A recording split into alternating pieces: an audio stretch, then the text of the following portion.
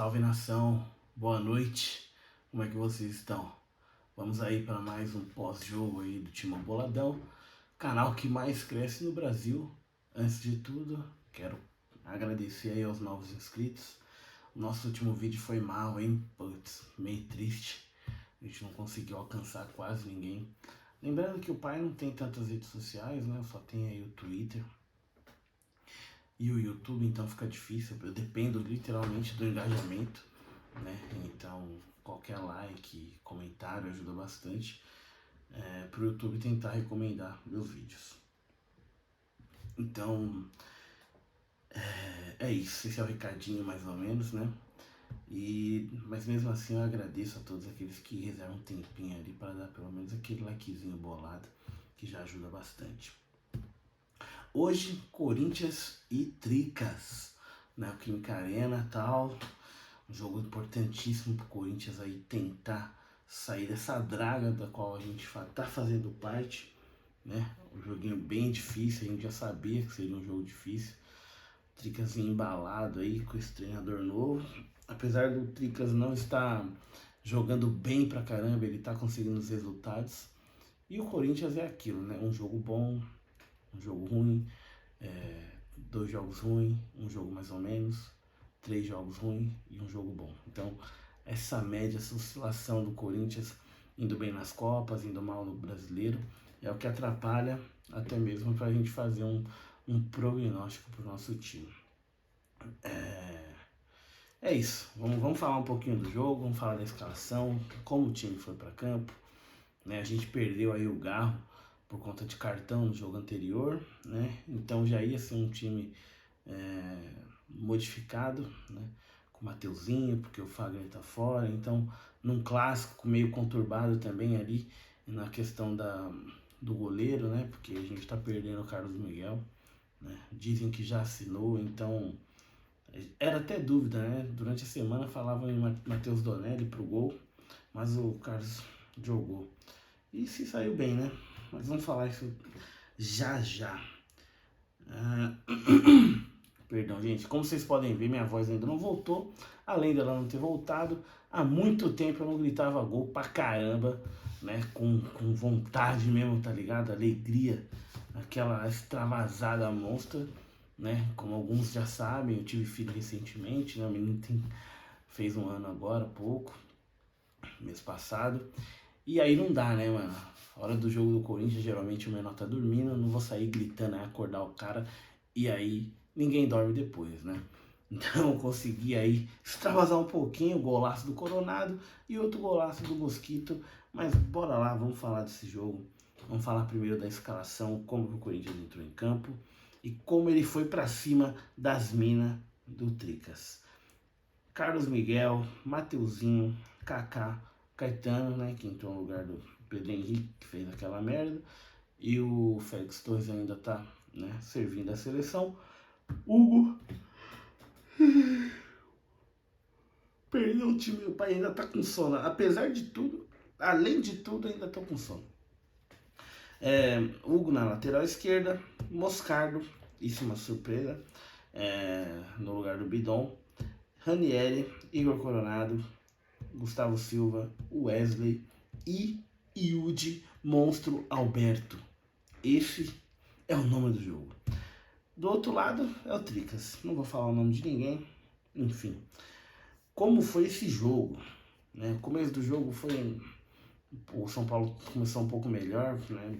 Propondo mais o jogo ali. Até os 10, 15 minutos o Tricas estava bem chatinho ali, atrapalhando bastante, causando bastante receio na nossa zaga, né?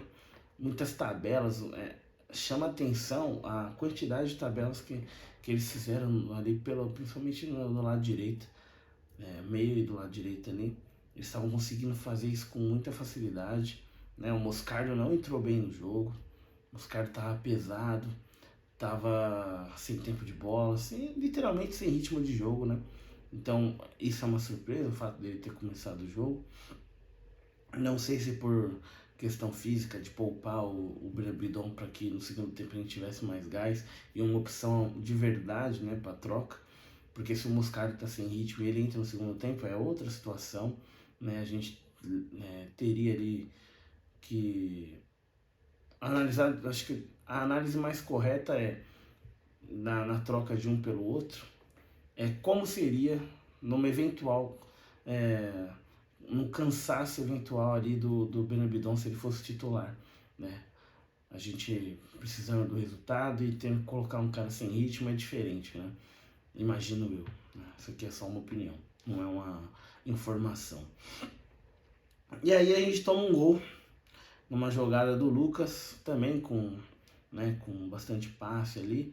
Ele fica na cara, né? A gente tem dois vacilos ali, o primeiro do Moscardo que não conseguiu chegar, não deu combate, depois tem a falha né? Tem o vacilo do Wesley também, que tá ali no lance, mas também não consegue chegar. E golzinho das minas, gol do Lucas na saída do Carlos Miguel. Esse gol saiu aos... Deixa eu ver aqui. 31? Não. Saiu aos 4 minutos, mano. Foi muito rápido. Muito rápido, muito rápido.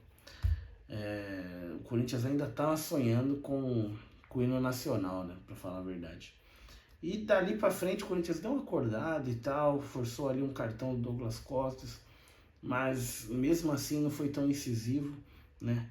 A gente só conseguiu fazer o gol mesmo lá pros 31, com o Coronado acertando um chutaço lá, Coronado mesmo, né?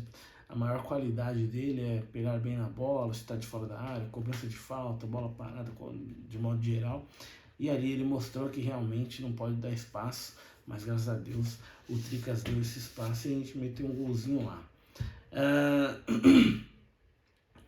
Aos 42, né, a gente teve ali um entreveiro ali, uma briguinha ali, né, aos 40 ali, finalzinho, né, do primeiro tempo. Antes disso, até, né, como eu falei, tava muito fácil ali a triangulação do Tricas, eles estavam fazendo bastante isso.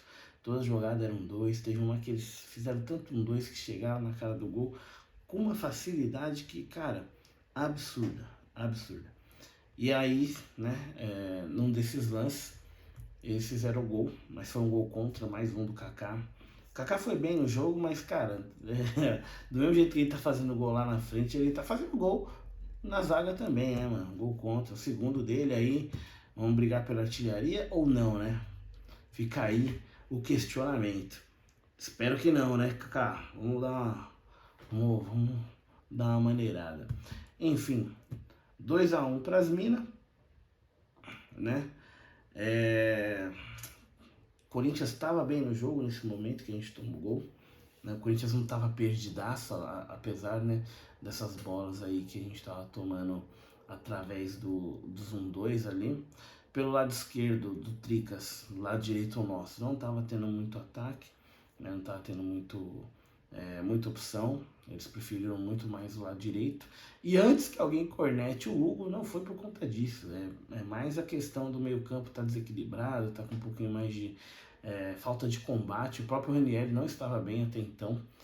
Ele não estava... Não que ele não estivesse dentro do jogo, de fato, né, concentrado. Mas acho que por conta do Moscardo não estar tão bem, aí o Ranieri acabava, tipo, tendo que fazer duas, né? E aí o time perdeu um pouquinho do equilíbrio ali no meio campo, né? O Coronado estava bem, estava aparecendo, é incrível, né? Eu estava vendo o jogo com os parça ali e muitas vezes a gente via que o Coronado pegava na bola, ficava olhando em volta e ninguém aproximava. E aí a gente discutindo ali, alguns achavam que isso era culpa do Antônio Oliveira, eu acho que isso é culpa do jogador mesmo, porque os caras jogam bola há mais de 10 anos, 15 anos. E a gente sabe que o básico é, alguém tacar a bola, alguém tem que dar opção, alguém tem que se aproximar ou abrir um espaço. E muitas vezes o jogador não tomava essa decisão. E cara, você tá dentro de campo, você tem que fazer alguma coisa. Seu treinador, ele vai te dar uma orientação. Só que a decisão quem toma é você. Se você quer fazer ou não fazer, isso é você, né? Você pode treinar a semana inteira aproximando e no jogo você não quis aproximar. E aí quem vai tomar essa culpa vai ser, de fato, o treinador.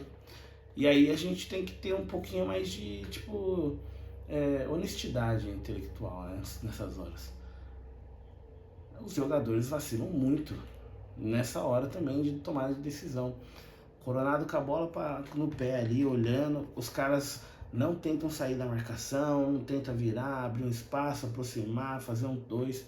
Enquanto isso, do outro lado, os caras estão fazendo, né? Triangulação, enfim.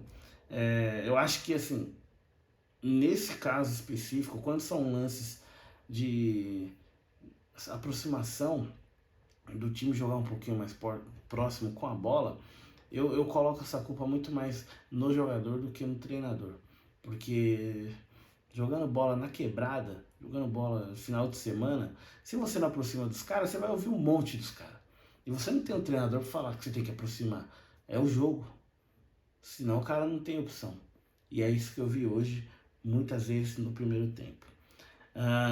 Aí o Coronado meteu aquele gol, pá, beleza. Depois a gente tem aí o Yuri, que já estava bem no jogo pra caramba, né? O Yuri estava se apresentando, estava ajudando na marcação, o Corinthians perdendo, e ele sentindo de fato o jogo, né? O Ranieri mal, o Moscardo mal, e o Yuri sempre ali, pá, pá. O próprio Wesley não estava bem no jogo, né? Aliás, já é o terceiro jogo que o Wesley não performa, não consegue fazer o mínimo, sabe? E já está começando a preocupar, porque a gente não tem substituto, né? Até que o Pedro Henrique, né? Falei Pedro Henrique lá, mas acho que era o Gustavo Henrique que eu tinha que falar, que é o zagueiro, né? No começo do vídeo. Mas o Pedro Henrique acho que ainda não está apto para jogar. E por conta disso a gente não tem um ponta, né, do lado esquerdo, né? Para tentar ser um pouco mais decisivo.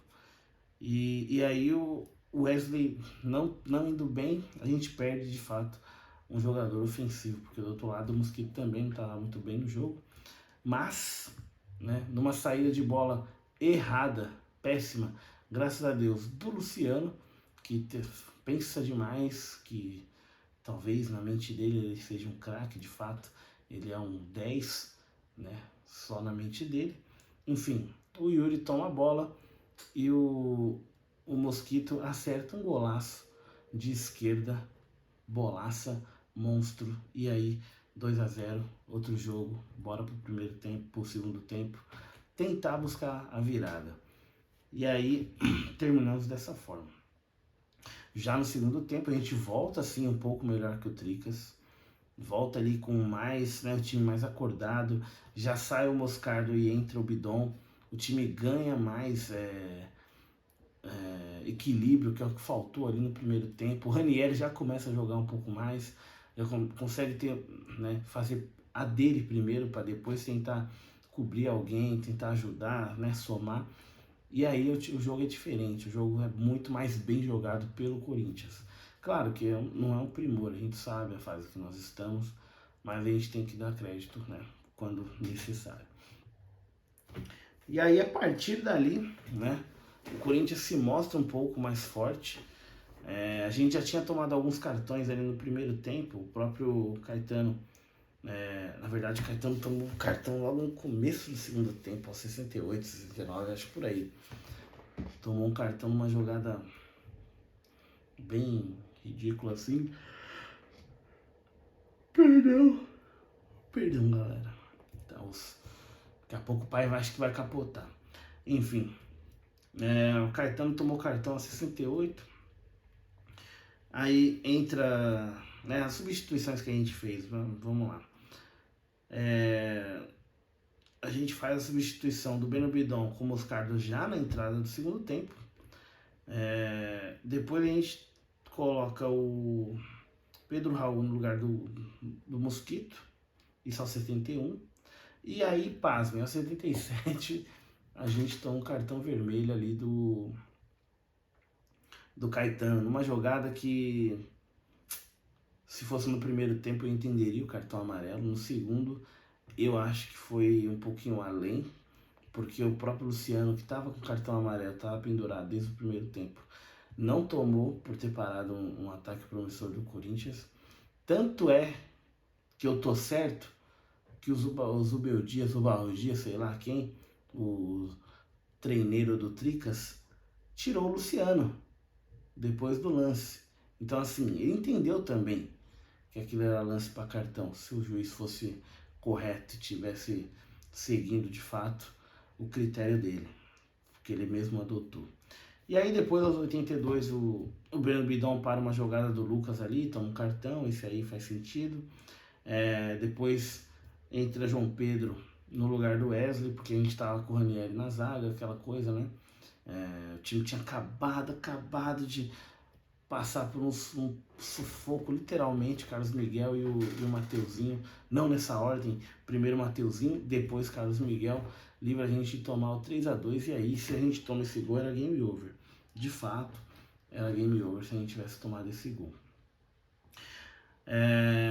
Aí, né, já troca, coloca um zagueiro de fato no lugar do Wesley, que tava mal no jogo, durou até muito, né, o Wesley ali, talvez tentando um respiro, né, uma bola ali, sei lá.